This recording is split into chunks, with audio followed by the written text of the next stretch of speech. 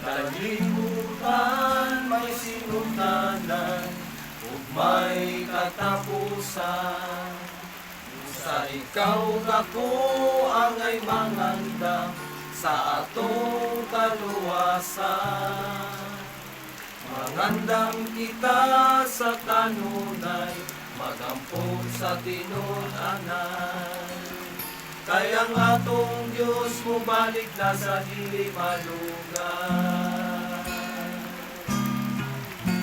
Kung sa gayud kadako ang pag-igugma ni Jesus, kalimutan ako kang kinsaman, misalig sa Diyos. Karon igsoon ko ayaw gayud pagbuhi, ang kamot sa Diyos tingali ug masalaag ka.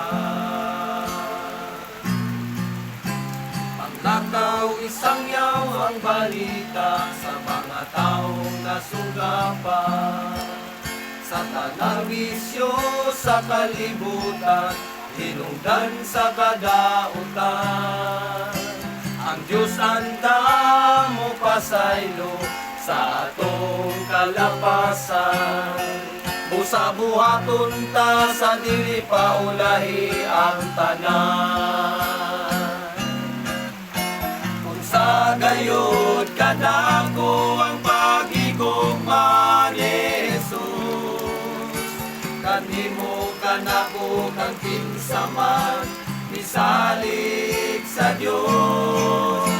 Karon igsoon ko ayaw gayon pagbuhi, ang kamot sa Diyos tingali ug masalaag ka. Kung sa gayud kadako ang pag-igugma ni Jesus, kanimo kanako kang kinsaman, misalig sa Diyos.